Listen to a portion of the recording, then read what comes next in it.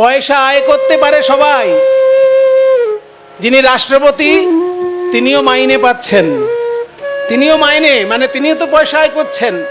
আর যিনি ফুচকা বিক্রি করছেন, চা বিক্রি করছেন, ছোলা বিক্রি করছেন, তিনিও পয়সা আয় করছেন। পয়সা আয় সবাই করছে, কিন্তু পয়সা খরচাটা ঠিক ঠিক জায়গায় সবাই করতে পারে না। আমার শ্রীমদ্ ভাগবত 18 পুরাণের মধ্যে শ্রেষ্ঠ পুরাণ, তিনি বলছেন মানুষের পয়সা 5টি জায়গায় খরচা করা উচিত। কোথায় পেলাম শ্লোকটা? যেখানে শুক্রাচার্য বলিকে উপদেশ দিচ্ছেন যে বামন অবতার যে তোমার কাছে 3 পা জায়গা চেয়েছে, ত্রিপাদ ভূমি, ওকে দেবার আগে জেনে নাও কোথায় কোথায় খরচা করতে হয় পয়সা। ওই জন্য ওখানে শুক্রাচার্য বলেছেন যে পয়সা খরচা 5টি জায়গায় করতে হয়। কোথায় কোথায়? ধর্মে। প্রথম খরচার জায়গা হচ্ছে ধর্ম, কিন্তু আমরা ধর্মে ঠিক ঠিক খরচা করতে পারি না। এখন যদি ডাক্তার বলে আমার 1200 টাকার কমে ফিজ হবে না, দেখবেন ঠিক জোগাড় হয়ে যাবে। কিন্তু যখনই কীর্তনের চাঁদা চাইতে যাবে, 500 টাকা চাইলে 200 টাকা দিলে যেন ভালো হয়। ডাক্তারের বেলায় ফিজ চলে আসে ঠিক, কিন্তু কীর্তনের ক্ষেত্রে, পুজো অর্চনার ক্ষেত্রে যখনই কেউ চাঁদা চাইতে আসে, আমাদের মনটা কেমন কেমন করে। আমি আপনাদের একটা সত্য ঘটনা বলবো, আমার জীবনের একটা ঘটনা বলছি, যে ভগবানকে দিয়ে কেউ কোনোদিন ভাববেন না যে আমি অনেক ভগবানের উপকার করে দিলাম। এটা আমি নিজে একবার ভেবে ফেলেছিলাম, তার শোধ ভগবান আমায় দিয়ে দিয়েছে। সেই জন্য নিজের জীবনের ঘটনা বলছি। যখন আমি দ্বারকায় গেছিলাম, জানেন তো সারা ভারতবর্ষে 4টে মন্দির আছে, সেখানে 4টে সেবা প্রধান সেবা: অন্ন, বস্ত্র, জল, অলংকার আর তুলসী। এই 5টা সেবা 5টি মন্দিরে প্রধান। কোথায় অন্ন সেবা দিতে হয়? জগন্নাথ মন্দিরে। জগন্নাথ মন্দির অন্ন সেবার জন্য বিখ্যাত। জল সেবা কোথায় দিতে হয়? রামেশ্বরম। শিব মন্দির আছে রামেশ্বরম, ওখানে শিবকে জল দেওয়া মানেই বিষ্ণুকে জল দেওয়া। এটা জেনে রাখুন, বিষ্ণু অন্ন গ্রহণ করেন পুরীধামে, জল গ্রহণ করেন রামেশ্বরমে। ওই জন্য রামেশ্বরমে গিয়ে জল দিলে, শিব ঠাকুরের মাথায় জল দিলে সেটা বিষ্ণুর কাছে পৌঁছে যায়। ওই জন্য অন্ন সেবা পুরীধাম, জল সেবা রামেশ্বরম, আর বস্ত্র সেবা দ্বারকায়। দ্বারকাধীশ কৃষ্ণ মন্দির যেখানে, ওখানে বস্ত্র দিতে হয়। আর অলংকার সেবা তিরুপতি। তিরুপতি মন্দিরে গিয়ে অলংকার দিতে হয়। অলংকার দেওয়ার ক্ষমতা না থাকলে কণা মাত্র সোনা বা রূপোর একটা টুকরো, ছোট্ট টুকরো একটা নিয়ে যাবেন। যদি কোনোদিন তিরুপতি মন্দির বেড়াতে যান, একটা ছোট্ট টুকরো দেবেন, সেটাও অলংকার সেবার মধ্যে পড়ে। আর তুলসী সেবা হিমালয় পর্বতে বদ্রীনারায়ণ, বদ্রীনারায়ণে তুলসী সেবা দিতে হয়। তা আমি অলংকার সেবা দিয়েছি তিরুপতিতে, জল সেবা দিয়েছি রামেশ্বরমে, অন্ন সেবা দিয়েছি পুরীধামে, আর তুলসী সেবা দিয়েছি বদ্রীনারায়ণে। বাকি ছিল বস্ত্র। তা আমি যখন দ্বারকায় গেলাম বস্ত্র সেবা দিতে, দোকানদারকে বললাম যে দোকানদার, আমি শুনেছি এখানে শ্রীকৃষ্ণকে বস্ত্র দিতে হয়, কারণ মা মীরাবাই যখন এখানে কৃষ্ণের সঙ্গে বিলীন হয়ে গেছিলেন, জানেন তো গল্প কাহিনীটা? মীরাবাই দ্বারকায় শ্রীকৃষ্ণের অঙ্গে বিলীন হয়ে গেছিলেন। মানে দ্বারকায় যখন কৃষ্ণ মন্দিরে প্রবেশ করেছিলেন মীরাবাই, তারপর দরজা খুলে তাকে আর পাওয়া যায়নি। মীরাবাইয়ের গায়ে যে কাপড়টা ছিল, সেই কাপড়টা শ্রীকৃষ্ণের বিগ্রহে জড়ানো ছিল। ভক্তগণ তখন থেকে বিশ্বাস করেন যে মীরাবাইয়ের শ্রীঅঙ্গ দ্বারকার শ্রীকৃষ্ণের সঙ্গে বিলীন হয়ে গেছে, আর মীরাবাইয়ের কাপড়টা তার গায়ে ছিল। তখন থেকে সবাই বস্ত্র শ্রীকৃষ্ণকে ওখানে উপহার দেন। সেই জন্য আমিও বস্ত্র দিতে চাই। দোকানদারকে গিয়ে বললাম যে একটু বস্ত্র দিতে চাই। তখন দোকানদার বলছে, देखिए हम लोग यहाँ पर भगवान को सबसे ज्यादा मूल्यवान जो है वही चीज देते हैं। आपके हिसाब, आपकी भक्ति आपका ही रहेगी, लेकिन आप आपके हिसाब से कर सकते हैं, लेकिन हम जो करते हैं सबसे ज्यादा कीमती जो वस्त्र होता है वही भगवान को हम चढ़ाते हैं। আমি তখন বাঙালি, ভেতো বাঙালি, বলে ভাই কত দাম বস্ত্রের? বলে আমাদের এখানে সব থেকে বস্ত্র সুন্দর। তখন আমি বলছি আপনাদেরকে প্রায় 15 বছর আগের কথা। তসরের কাপড়, তসরের কাপড় তো দামি হবেই। লাল টকটকে তসরের কাপড় একটা দেখালো, বলছে এখানে লাল বস্ত্র শ্রীকৃষ্ণের খুব প্রিয়, কারণ মীরাবাইয়ের ওড়নাটা লাল রঙের ছিল। তাই লাল কাপড় দিতে হয়, তো এটা 2000 টাকা দাম। এবার 2000 টাকা দাম যখনই বলেছে, আমি ভাবছি বাপরে বাপ, এত দামি জিনিস দিয়ে দিতে হবে ঠাকুরকে, কি রে বাবা, ঠিক আছে। যখন দোকানদার এত বলছে, ভক্তি করে বলছে, দাও দিয়ে দাও 2000 টাকা। তা 2000 টাকার একটা কাপড় কিনে ঠাকুরকে ওখানে নিবেদন করলাম। কিন্তু মানে কিপটে স্বভাবের লোক যেমন হয়, আমার তো ভিতরটা সেরকম করছে না। ভিতরটা তো বারবার বলছে যে কি গেল আমার 2000 টাকা চলে গেল, 2000 টাকা চলে গেল, ভিতরটা তখন এরকম হচ্ছে। মজার ব্যাপার কি জানেন, বাড়িতে যখন এসছি দেখি একজন ভক্ত আমার সঙ্গে দেখা করতে এসেছে। এসে বলছে, দাদা আমি আপনার কীর্তন শুনে খুব আনন্দ পাই, সেই জন্য আপনাকে আমি একটা বস্ত্র দিতে এসেছি। আমি, হ্যাঁ বস্ত্র দেবেন, দিন। এবার বস্ত্রটা যখন দিচ্ছে দেখছি কি জানেন, যে ধরনের বস্ত্র আমি ঠাকুরকে দিয়েছিলাম সেই রকম একটি বস্ত্র আমাকে দিচ্ছে। আমি তাকে একদম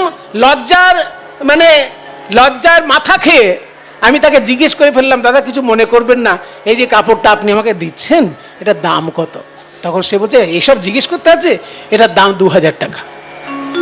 যেই বলেছে 2000 টাকা, আমার মনটা যেন একদম মাটিতে মিশে গেল, যে আমি ঠাকুরকে 2000 টাকার কাপড় দিয়েছিলাম, ঠাকুর সঙ্গে সঙ্গে আমার বাড়িতে আসার পরেই কিভাবে তার দান আমাকে ফিরিয়ে দিলেন।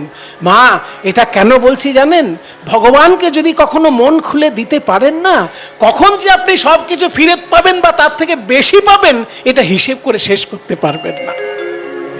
আমি আমার নিজের জীবনে পেয়েছি, তাই আপনাদেরকে বললাম।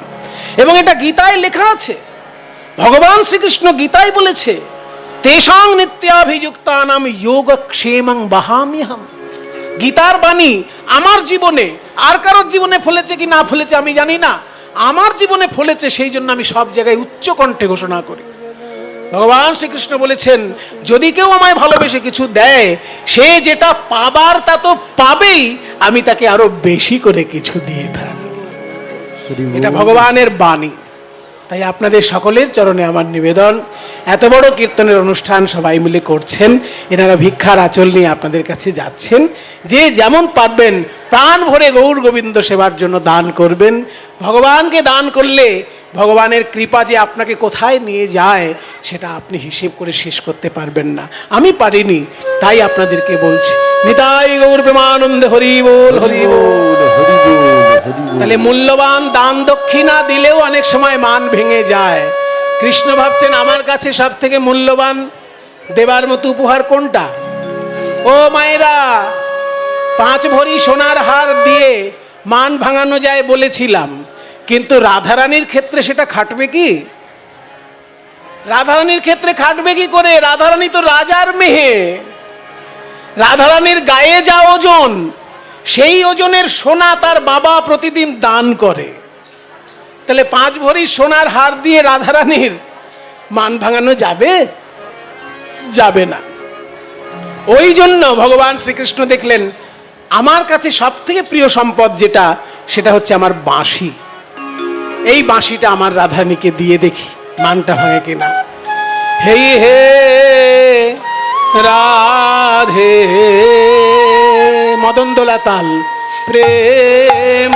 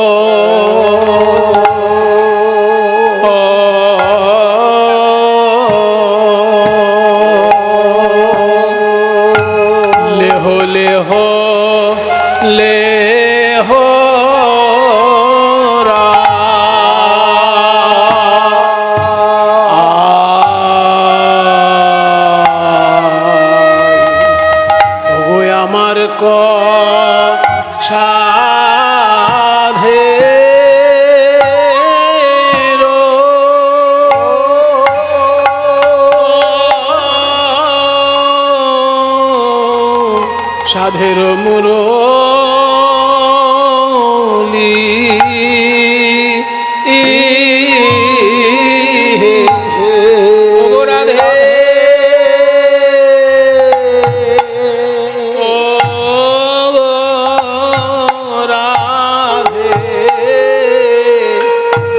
প্রেম আমি রাখাল,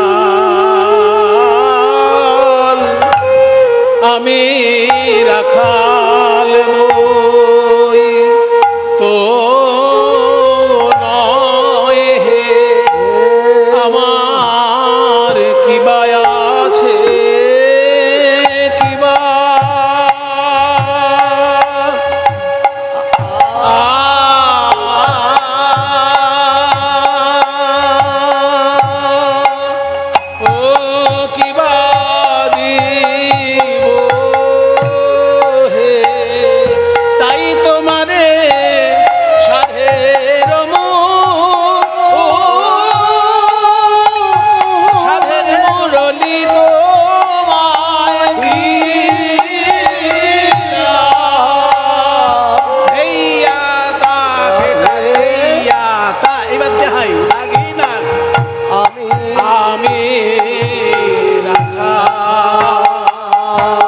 রাখাল বই তো নয়, কিবা আছে কিবা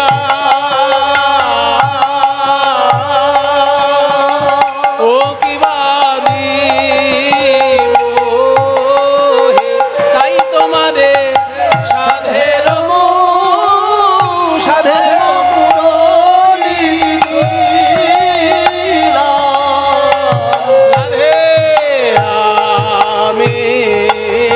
রাখাল বই তো নয়, কিবা আছে কিবা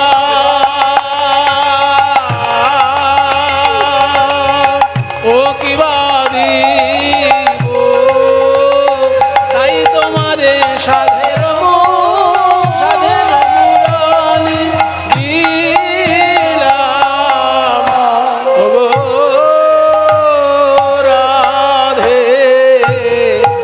প্রেম প্রেমময়ী লেহ লেহ লেহ রায় সাধের মুরলী, পরশিতে চাহি তোমার চরণের ধুলি রাধে বিনোদিনী, পরশিতে চাহি